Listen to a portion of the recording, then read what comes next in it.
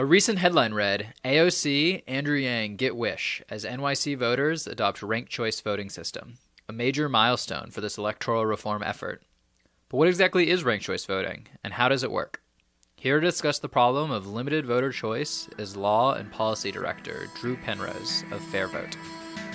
This is Democracy Manifest.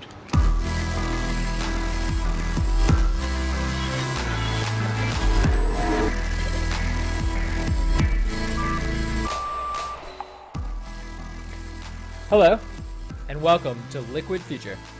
Today we are joined by Drew Penrose. Drew is the Law and Policy Director at Fairvote, one of the most well-known organizations advocating for better election systems. Thank you very much for joining us, Drew. Thank you. Glad to be here. So just to start, can you tell us in your own words a little bit about Fairvote? What's the organization all about? Absolutely. So Fairvote, just like the name suggests, is really all about pushing for fairness in elections. So when I talk to people about this, often I start by the term fairness is not super well defined. A lot of people have different associations with it. But when you think about it, fairness is a really important characteristic, especially when it comes to politics. When I say fairness, I mean things like, a level playing field, making sure that no one group is privileged over another in the domain of politics, making sure that if one group does better than another, the other group isn't the one that gets more power. It's really important in the domain of politics because politics is all about who is going to get to wield the power of the government. The not only decide, where streets are going to go, what kind of infrastructure we're going to have, but have things like the police at their control and making sure that we have things like a level playing field, that we have things like candidates winning based on earning votes and not based on some structural inherent advantage is really important for all of the policy issues that people care about. So that's sort of the angle that Fairvote takes. We look at things from a structural lens and try to make sure that our elections really are as fair as possible.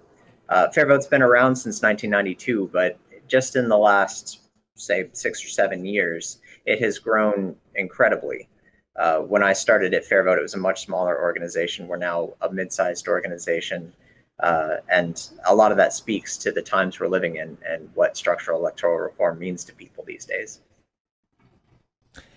And so, can you get into more specifics about which sort of policies and solutions the organization advocates for? Absolutely. Fairvote has looked at this issue of fairness in elections from a number of different perspectives in the past.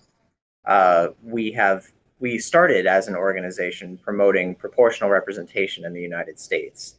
That evolved, and we began focusing on ranked choice voting. We took on a project to promote the right to vote in the United States Constitution. We were a leader on universal voter registration. But as we have been moving into a particularly divisive and polarized age of politics, we actually have in some ways come back full circle and are now once again focused almost exclusively on the issues of ranked choice voting and proportional representation in the United States. And can we just unpack those terms for people that might not be as familiar with them? What is proportional representation and what's the alternative? Yeah, proportional representation is the principle that a legislative body should reflect the people who elect it. So if the people out there are 60% dog people and 40% cat people, then that's what the legislature should be as well. And likewise for any other important division that happens in our politics. At the national stage, you think of it mostly in terms of political parties. So if the country votes, or let's take a smaller jurisdiction like a state. If a state votes 60% Republican and 40% Democratic, then 60% of its representatives should be Republicans and 40% Democrats. But the same principle applies along all sorts of other lines. So in local elections, it might be should the city have rules that are really pro-tenant or really pro-landlord, pro-development or anti-development. any of those, the group that's elected should broadly reflect the voters. That's in contrast to winner take all, which is the principle that whatever one group is the biggest and strongest, that should win everything, and other groups should win nothing. In the United States today, our electoral methods, the way that we choose to elect our representatives, our senators, the president, and most of our local offices are winner take all. There are other voting methods that help promote that principle of proportional representation, and one of them is ranked choice voting. And just to really drive the point home, what is the downside of winner-take-all systems? There are many downsides to winner-take-all systems. So let's just look at the House of Representatives today. We try to break apart winner-take-allness by electing our representatives in single winner districts. So the idea is that each district will be a different group of voters, and so there'll be different groups of voters elected. However, just the fact that a single winner district is itself a winner-take-all election makes that system fall well short of that goal. So for one thing, it makes possible the practice of gerrymandering. So everything about partisan gerrymandering, drawing district lines to shape who wins and who loses, that is only possible because we use a winner-take-all system. Even places that don't have intentional gerrymandering, though, we don't see a fair reflection either on partisan lines, on racial lines, on gender lines of the voting populace at large.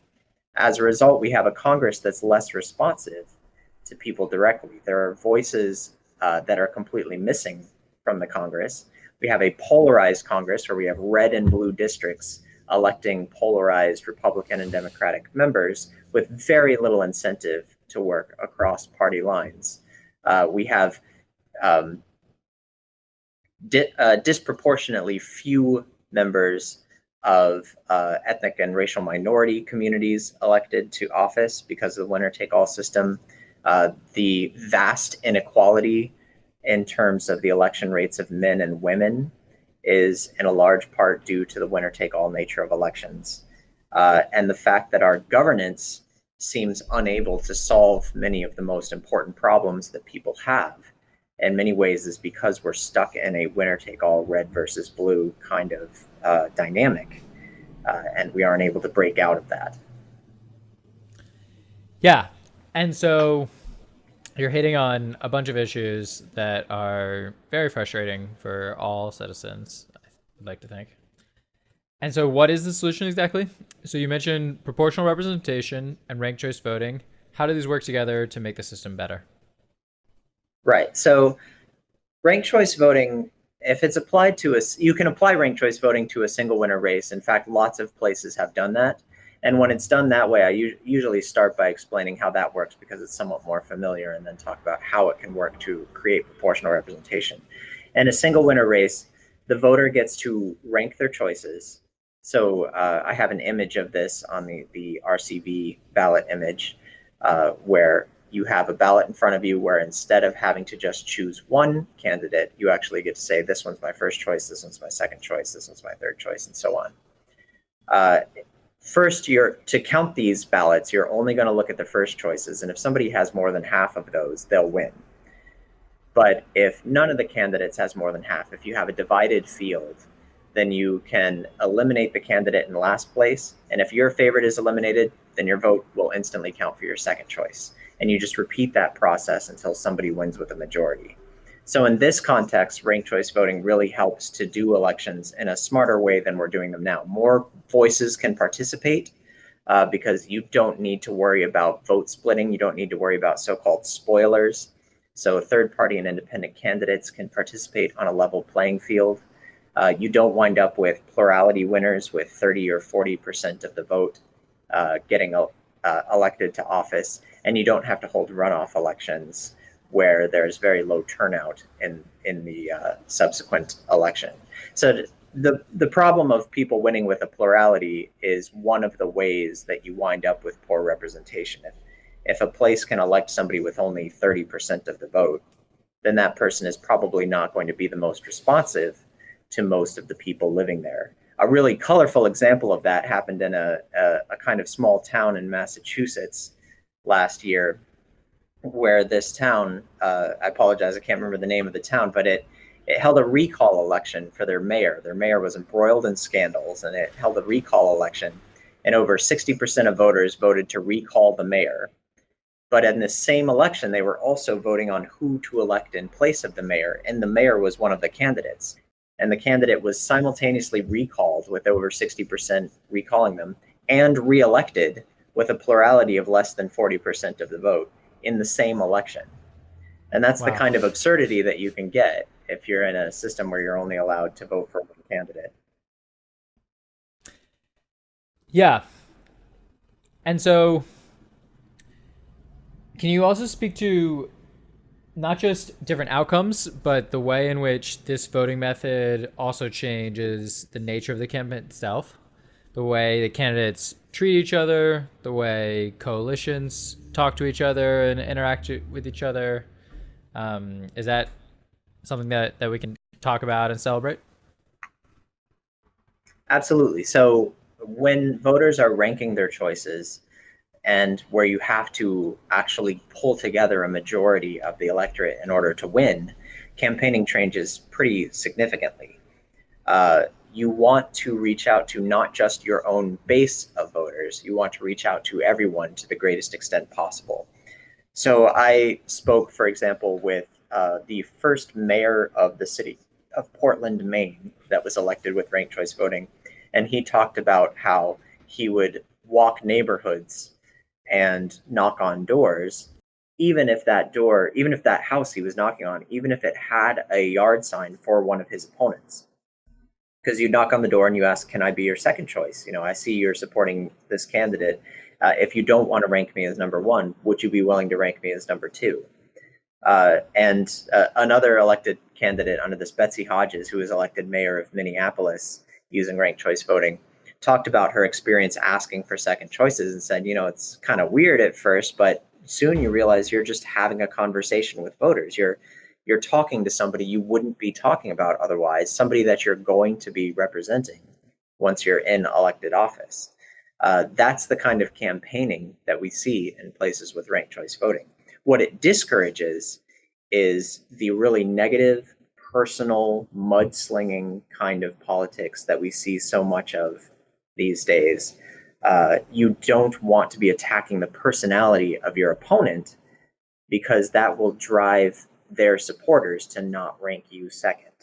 It will, if anything, just alienate people and wind up limiting what kind of support you can get. So issue-focused campaigns, you differentiate yourself by focusing on policy and speaking positively directly to voters. And that's the kind of campaign we actually get with ranked choice voting. Fantastic. And so, can you speak to where ranked choice voting has already caught on? I mean, it's for people that are in the know, it's a pretty exciting moment right now, just with how much momentum there's been. So, can you, elucidate what that's all about, where this is catching on across the country, and where's next? Absolutely. Yeah, it's amazing, really. When I started at Fairvote, which wasn't that long ago, it was in 2012, I started at Fairvote. There were maybe 7 places using ranked choice voting, local elections, municipal elections. We're now up to 14. Most of those are still municipal elections, but for the first time, a state used ranked choice voting, the state of Maine, to elect its members of Congress, its 2 House seats and its 1 Senate seat, and for all of its statewide primaries in 2018. A use coming up for the first time is actually going to be in the presidential nominating contest. So a lot of people are looking at how the Democrats are going about deciding who's going to be their nominee in 2020. And one thing that's happening is 6 states will be using ranked choice ballots for voters to participate in. When you think about it, when I described the benefits of ranked choice voting, having more choices without having to worry about vote splitting, that super crowded Democratic nomination process is a really obvious place where it could have real benefits. It's really a shame that only 6 states were able to adopt it in time, but 6 states will be doing it. I expect we'll see many more do it in 2024. potentially for the Republicans or for both parties, depending on the outcome of the 2020 elections. There are another 7 municipal places that have already adopted ranked choice voting and will use it in their next elections. And these are from all over the country. So I mentioned Massachusetts, Tacoma Park, Maryland, which is where Fairvote is located, 4 cities in the California Bay Area, Minneapolis and St. Paul in Minnesota. In New Mexico, Santa Fe, Las Cruces, New Mexico just adopted it. 2 cities in Utah will be using it for the first time this year. Yeah, it's really a few small towns in Colorado. Like it's a very diverse set of places. And how have each of these places adopted it? What's the actual path to adoption look like? Especially historically, but also for someone living in a place that you didn't name, what would it be like to help make it happen in their local area? Yeah, ranked choice voting is really pretty interesting. In the electoral space, it's often the case that you can't get elected officials to actually endorse a change to the election method. And ranked choice voting actually isn't like that. The experience suggests that elected officials like ranked choice voting once they understand what kind of benefits it has, because it will help them run a more positive campaign, will help them deal with the problems of more candidates wanting to run. And at the same time, it has this incredible appeal with the grassroots itself, who like having more choices, who like being able to vote honestly without having to think, oh, is this going to turn, will voting for my favorite wind up helping to elect my least favorite? They don't want to think about that. And with ranked choice voting, they don't have to. So it's an incredible area where you can actually get a lot of grassroots support and a lot of elite support. It really just takes a good, strong education effort. So there are groups around the country working for this in their local elections. Fairvote at the same time is working for a national campaign to try to get members of Congress to adopt this, to try to get it in the presidential election. And we're working with those state and local partners to help implement, help educate voters to make sure that when ranked choice voting is adopted, it goes really well. And so what is common pushback sound like? When you're having these conversations with members of Congress, what sort of concerns or critiques are they most likely going to bring up? Yeah, so one of our biggest sources of opposition, actually, and this is especially true, I think, in California, has been campaign consultants. So campaign consultants really feel like they know how to run elections under the current system, how to sort of game the system and get the outcome that their clients are paying them for. And ranked choice voting really makes it much simpler. It kind of throws out the rule book and it says just reach out to as many voters as positively as you can. So that's been one source of actual opposition, I'd say. There is skepticism coming from election administrators quite often, and I don't blame them for that at all. Election administrators are woefully underserved in a number of places, and when they hear this is something else you're going to have to do, they often get nervous that something might go wrong and they'll get blamed for it. I think that's something that can really be overcome, though. There's a group out there called the Ranked Choice Voting Resource Center that is composed of current and retired election administrators who have administered ranked choice voting elections and talked about how it can be done really successfully. How really it's for election administrators, it's not too different from the current system, but it allows them in many cases to eliminate that second runoff election, which can actually relieve quite a bit of difficulty that they have in their jobs. But it's not an issue that we see a lot of actual opposition to be honest. What we often see more than opposition is nervousness, fear. This is something new that they haven't heard about before, and they worry. The phrase we hear all the time is unintended consequences. Will there be unintended consequences to this? And that's why it's really important that Fairvote is around tracking how it's gone in all the places that are using it and telling the success stories, how this is something that can work, that voters really like. and that makes our elections better. And so, have there been any cases of unintended consequences? I wouldn't say that there are unintended consequences like what the people are worried about. So when you talk about the vote counting process, for example, eliminating candidates and then votes being moved, some people worry that that will result in a really outrageous result. Somebody who they'd never heard of somehow manages to get elected to office, and that doesn't happen. There's nothing like that happens. In terms of secondary effects, everything that I described about campaigning could be called in some sense an unintended consequence, just a positive thing that happens as a result of adopting this. You do need to make sure, I'll say, that when the election results are shown, that they're shown in a really smart way, shown in a really clear way, because one thing that can happen in ranked choice voting is that a candidate might lead in first choices. They might have 40% of first choices, but they might have been a very polarizing candidate that isn't able to assemble a majority. And then as the round by round count happens, another candidate shows that they actually have greater support and winds up passing them and winning the election. That does happen in ranked choice voting elections from time to time. And when that happens, the candidate who lost will often react as if they were treated unfairly. They'll say, I had the most support in the first round of counting. I should have been the one elected. And so it's really important that voters understand that no, more voters ranked you lower. Voters ranked other candidates above you. The winning candidate won because more voters supported them. So it's not an unintended consequence, but it is something that, in fact, in many ways, it's a really key benefit of the system that it allows that to happen. But it does need to be something that voters understand. Intended consequence. Yeah, exactly. And is there any issue with the actual logistics of counting the ballots itself?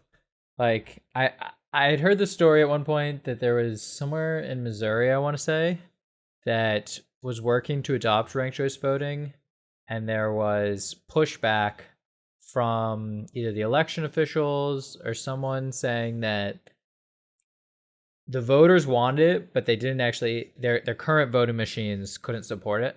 Are you familiar with this type of situation?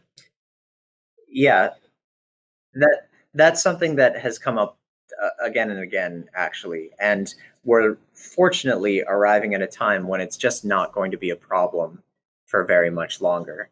So there are 3 voting equipment vendors that together control well over 90% of the market in voting machines. And all 3 of them not only can do ranked choice voting on their machines, but they do. There are jurisdictions in the United States using voting equipment from each of those vendors to conduct ranked choice voting elections. However, those are their latest machines. I mentioned earlier that the election administration community is woefully underserved, and one way that's true is that they're often left with legacy voting equipment that might be years past its shelf life. And that is true, unfortunately, in a large number of places.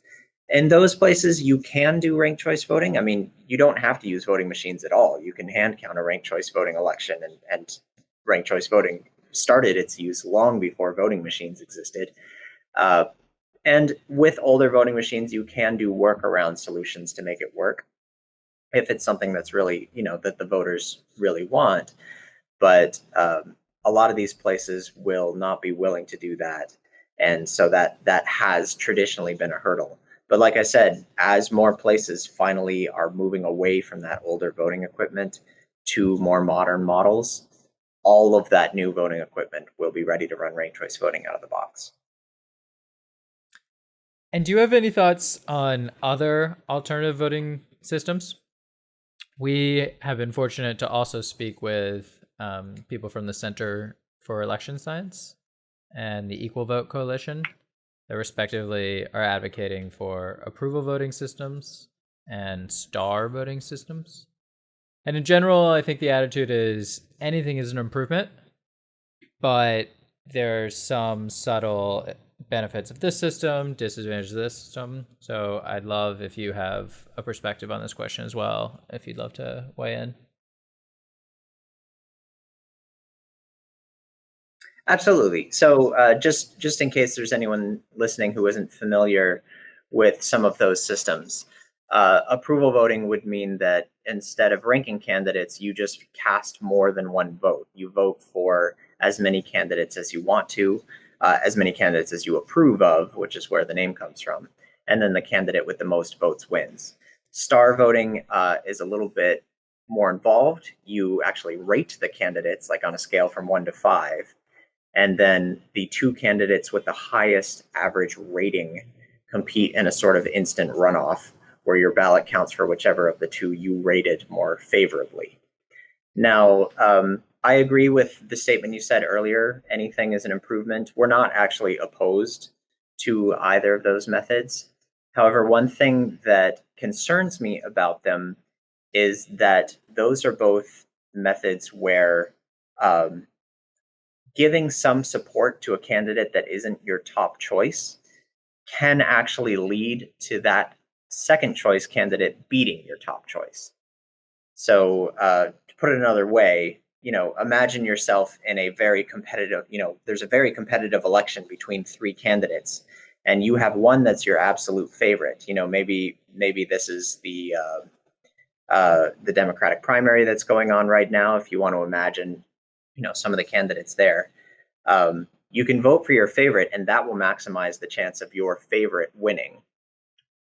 Or you can vote for all of the ones that you approve of, but that might lead to one of your second or third choices beating your favorite candidate.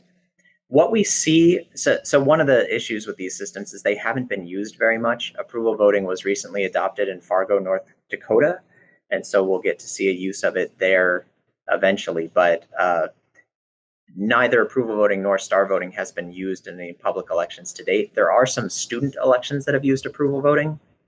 And in those student elections, we see very high rates of people just voting for one candidate and not voting for any of the others. And that's not surprising because that's what the candidates will want their supporters to do. Candidates don't want their supporters voting for their opponents.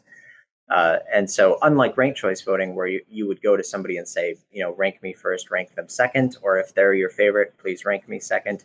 Under approval voting, the incentives are really to say, vote for me and no one else. Likewise, with something like star voting, the incentives are often to rate me the highest and don't rate anybody else, or rate this other person that's very weak second highest, or something like that. There are all sorts of little strategies that can come into play. We don't know actually how serious these concerns are going to be because they haven't been used in public elections. The uses of approval voting in student elections suggest that there might be issues there. Star voting we haven't even seen in student elections or nonprofit elections, private elections. It's a brand new system, was just invented. So I think it takes a little bit of time. Ranked choice voting, on the other hand, just to explain how it's different. With ranked choice voting, ranking a candidate second can never hurt your first choice. And that's because you don't even look at your second choice unless your first choice is in last place and is eliminated from the count. That's the only circumstance. If your first choice can't win, then it goes to your second choice. But there's no situation where ranking a candidate second can actually hurt your first choice. And ranked choice voting has been in use in Australia, they recently had their 100-year anniversary of using ranked choice voting for their national legislature.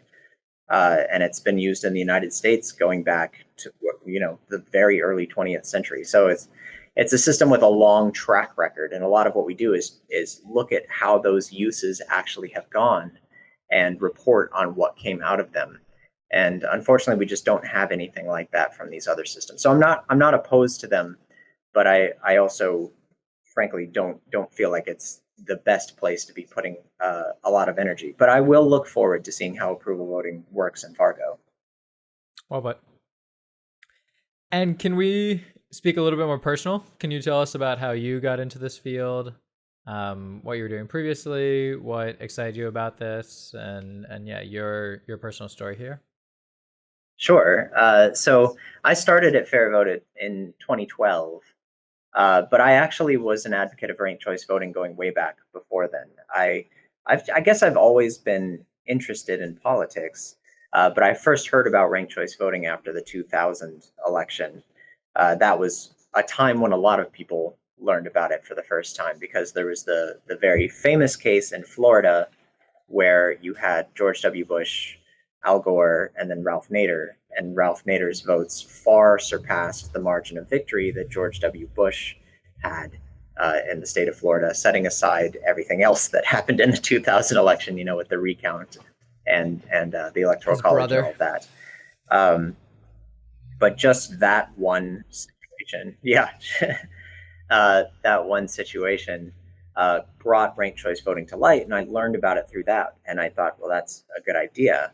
Now, it was years later, I graduated from undergrad with a degree in psychology and a degree in philosophy, and I wasn't really sure what I wanted to do. So I was delivering pizza, I was working in a shopping mall, and ultimately decided to go to law school.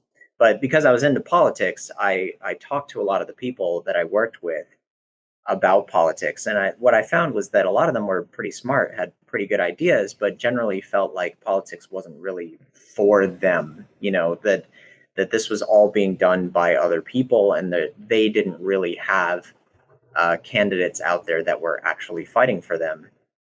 In law school, it was completely different. In law school, I was suddenly meeting people who not only had the same, opinions about politics, and many of them were smart people with good opinions, but they felt that their opinions were, should be listened to, and that they actually had a voice in national politics and state and local politics in a way that those other people didn't. And that disconnect really bothered me.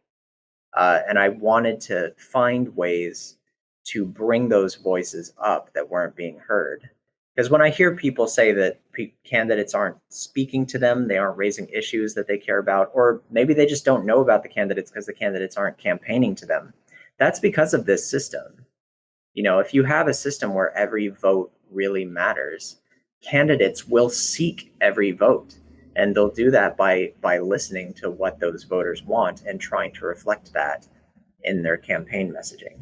And so that's, I connected that with what I learned about ranked choice voting years prior, and started, a little campaign to try to get ranked choice voting on my campus and in my town, both of which were unsuccessful, unfortunately. It was just me. There wasn't like a big group that I was working with, but I came to learn about Fairvote through that, and that's ultimately what led to me applying for a job there. And yeah, I've been here since then.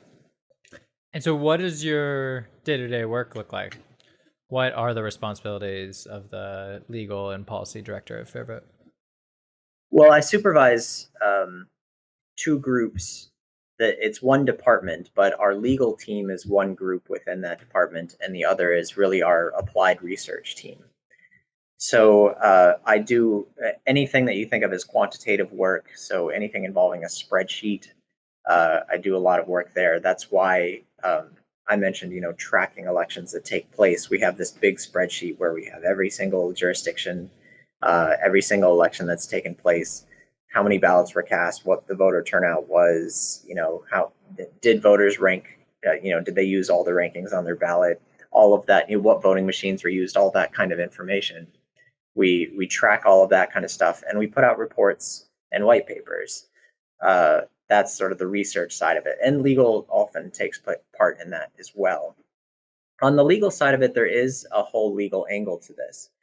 Partly that's because one thing that people do when they lose under this system is they bring a lawsuit arguing that the system itself is unfair.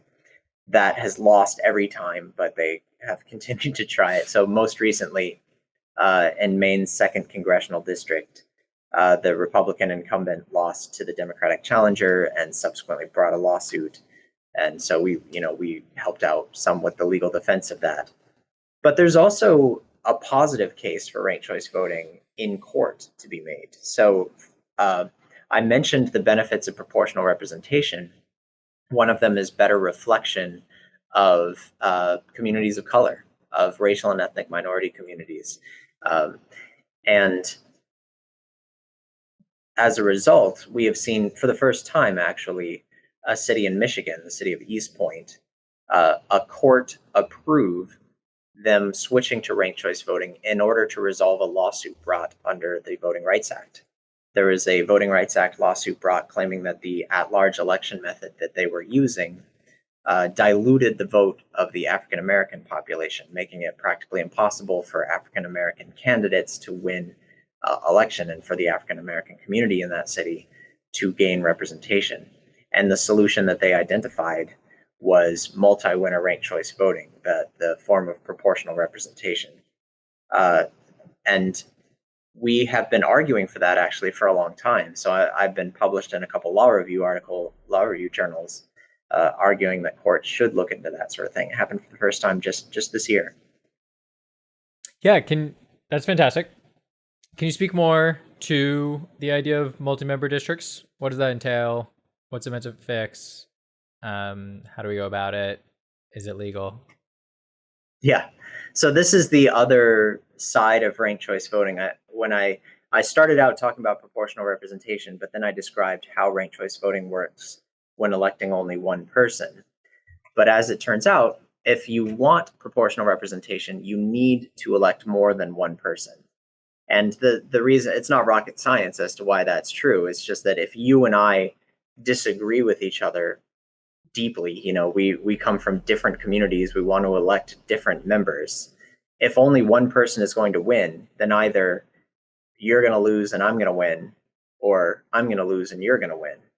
But if you elect two people, then we can both win, right? I can elect the person that I like and you can elect the person that you like, and we can both be represented.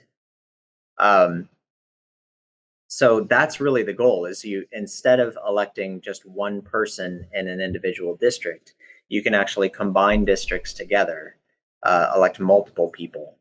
Now, when you do that, it's important that you use a voting method that will actually accomplish that goal, and ranked choice voting does that. The way that ranked choice voting does that is that when you're electing more than one person, then instead of one winner needing to earn a majority of votes in order to win, you'll have multiple people each competing for their own smaller share of the vote. So, for example, if 3 winners are going to be selected, it's not 50% that each candidate is trying to achieve. It's anything over 25%. And what that means is that each group of voters, any group of voters that is over 25%, is going to be able to elect a candidate. That includes, for example, Republicans in heavily Democratic areas, Democrats in heavily Republican areas. It means that communities of color can elect representatives without the need to carefully draw majority minority districts. It means that you can have new voices heard. There is basically no majority moderate Democrat or moderate Republican district in the country, but that's exactly, that group is there. Their votes are there. They would be able to elect candidates of choice. So this is another one that I actually have an image for. There's an example of Louisiana, where you can see Louisiana divided as it is today into 6 single winner districts. On one side, each of those is going to elect the most popular candidate. As it happens in Louisiana, 5 of those districts are safe Republican districts and 1 is a safe Democratic district. There are no competitive districts in Louisiana. And then on the right, you have an example of this, where instead of 6 smaller districts, you have 2 large regions of the state. And each of those regions elects 3 members. Those 3 members would more fairly reflect the communities within those regions, so that you would certainly see the election of a Democrat in each of those regions. For example, the African American community would also have the power to elect a candidate of choice in each of those communities. So increased power for both of those communities in Louisiana. We have sample maps like these for every state. If you go to fairrepact.com, the Fair Representation Act is an actual bill in Congress that would implement this system. And we attempted to sort of simulate what its impact would be. And you can see under the Fair Representation Act in your state on that page what every single state in the country would look like. And what's the tagline at the end, or what's the overall summation? What would Congress as a whole look like? as a result of the Fair Representation Act? Yeah, it would be completely different. So there'd be no such thing as a solid red district or a solid blue district. Every single election that took place would be competitive, where there would be candidates seeking votes from as many voters as they possibly could. You would have a fair reflection of all voices. So take a state like Arkansas, for example. It's very much a conservative state. But right now it elects 100% Republican members. Under this, the Democrats that live in Arkansas, who are there are people in Arkansas voting Democratic in congressional elections. They would gain representation everywhere in Arkansas. Likewise, in Massachusetts, Republicans would be able to start electing candidates. Right now, they're completely shut out of elections in Massachusetts, 9 districts, all of which are safe Democratic districts.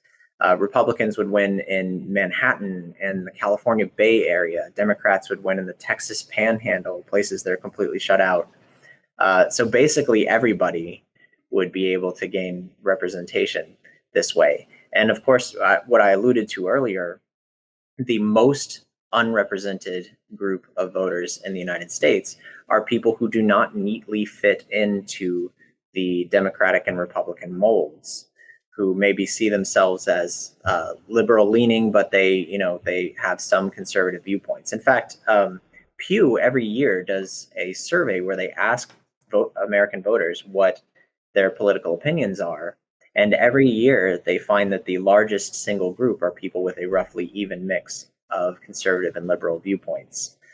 Those get no representation under a winner-take-all system, because the primary election winnows us down to 2 mainstream party nominees, and then one of those wins and everybody else loses.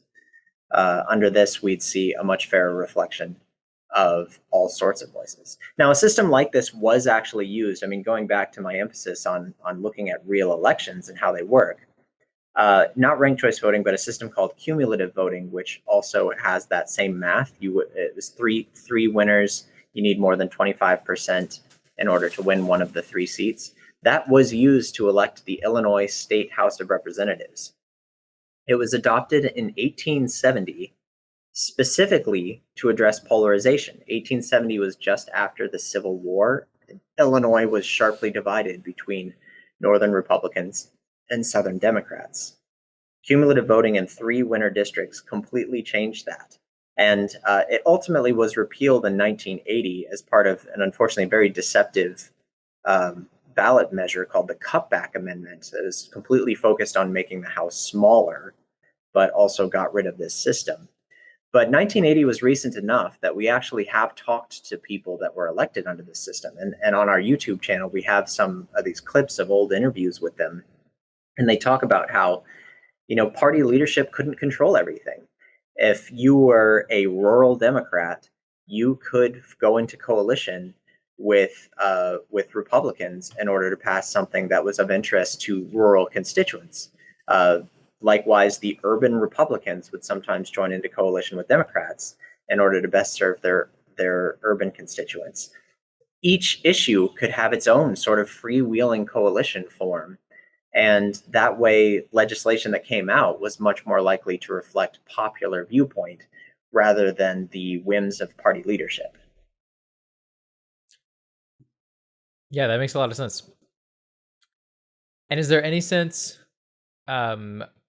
you talked about people in this region that we typically don't think of as existing, Democrats in Arkansas, or Republicans in Manhattan, for example.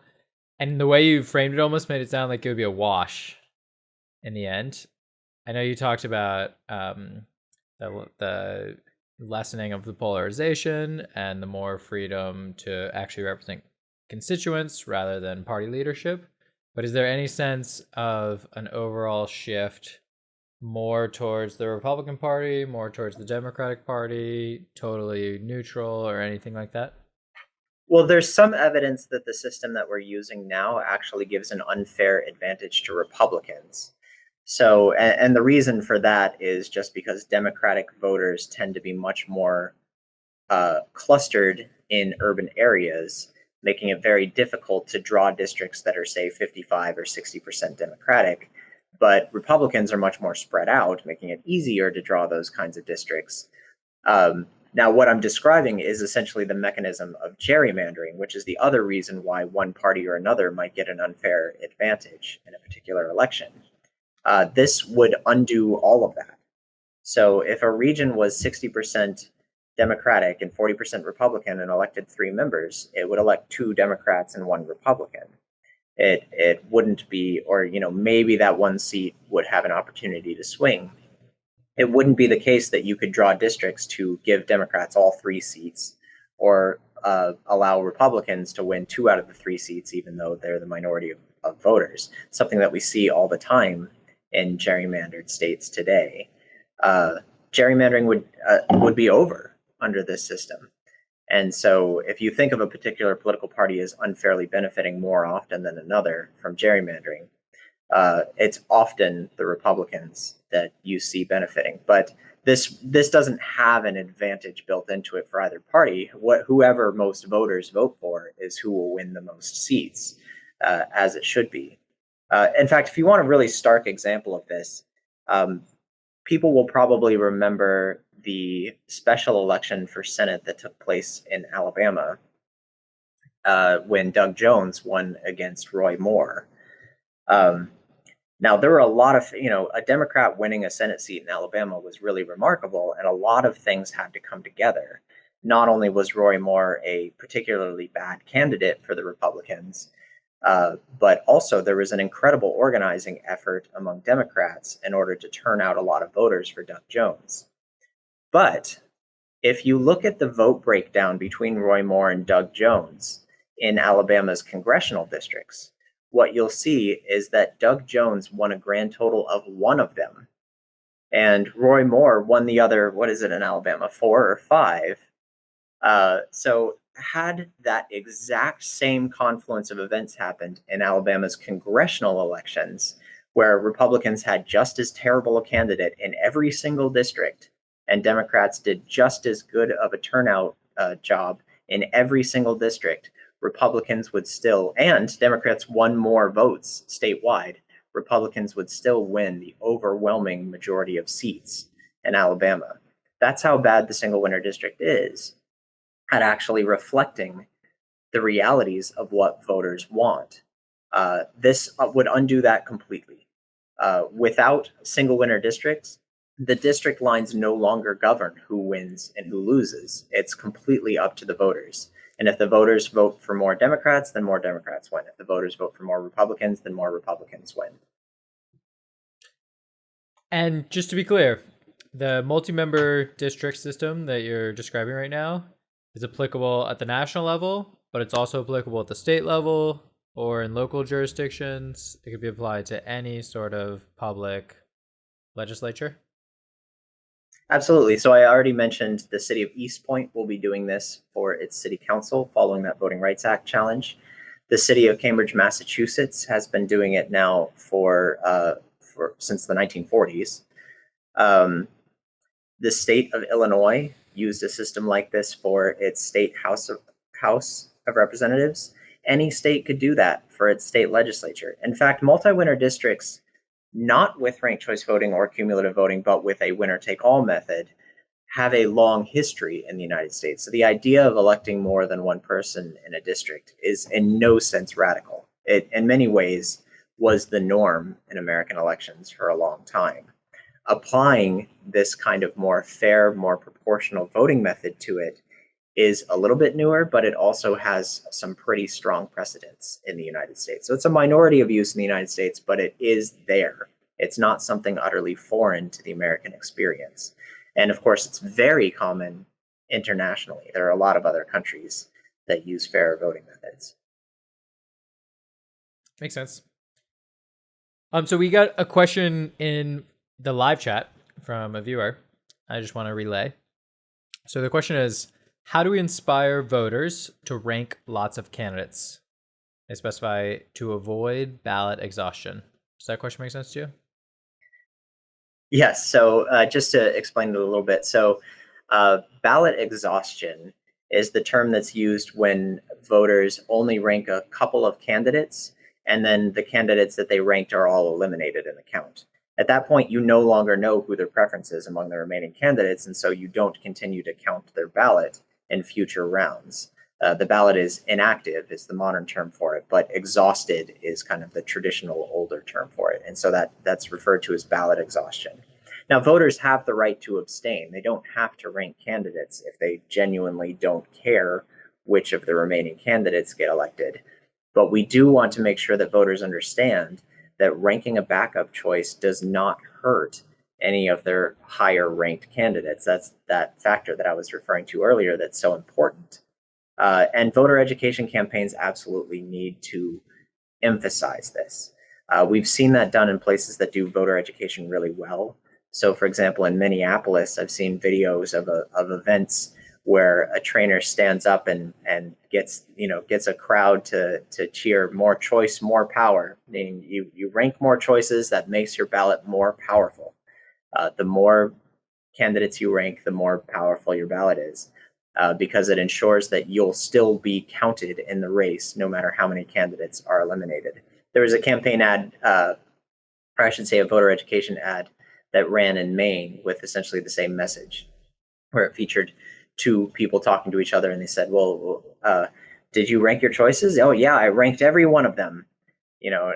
Just doing whatever you can to send that message that your vote is at its most powerful if you rank every candidate on the ballot. That is what we see voters do most of the time, by the way.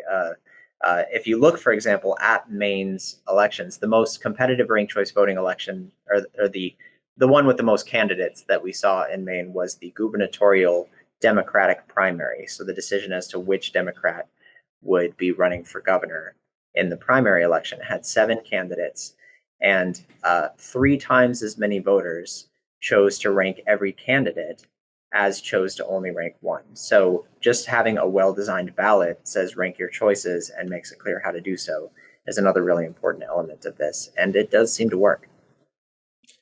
Interesting. Yeah, I'm in the San Francisco, and so we've had ranked choice voting for a long time. But we're only allowed 3 choices.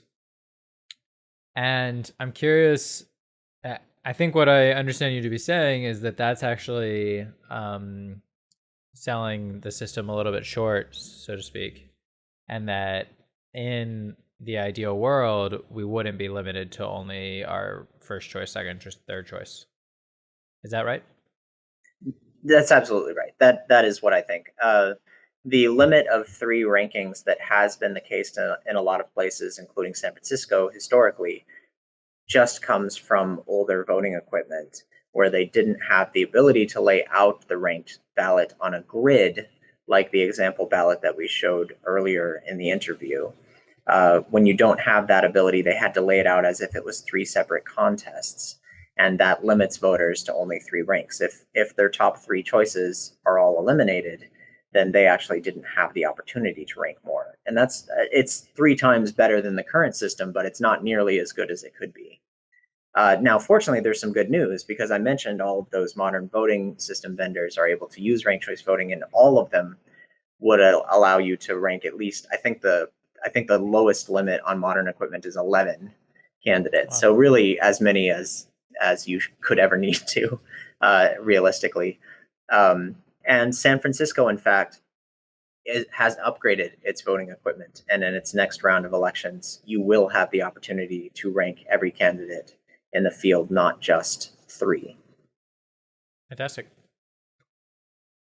Okay, so if somebody's watching this and they're especially inspired, where would you direct them to spend their energy next, go next? What can the individual do?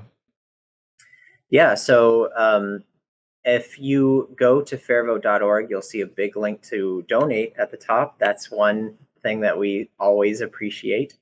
There are other ways to get involved, though, and through that donate button, you can find ways to just indicate that you're interested. If somebody wants to email me, they can. It's just dpenrose@fairvote.org.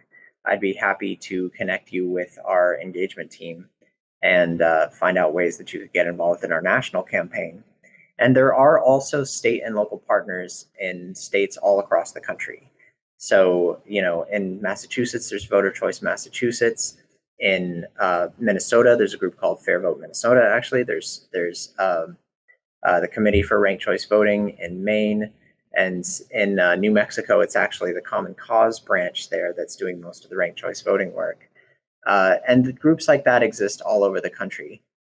You'll probably find one in your state, and if not, there's probably a good amount of recruiting you can do for the national effort just in your community itself. We're putting together a package right now to help volunteers do things like host house parties, put on a PowerPoint presentation to explain to people why this is beneficial, collect names, collect donations, anything that can help get ranked choice voting in your community, and ultimately all the way up to the national level.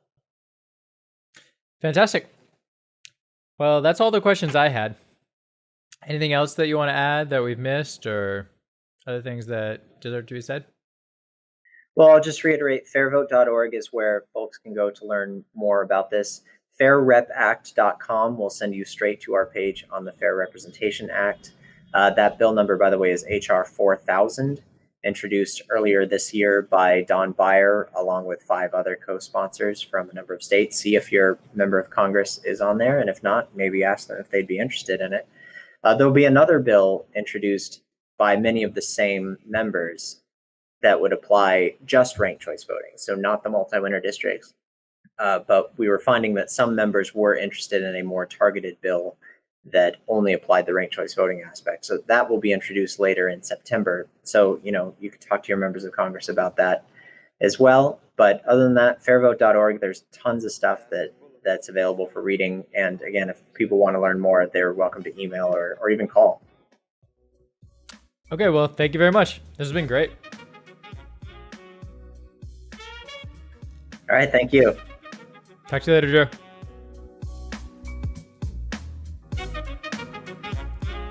Bye.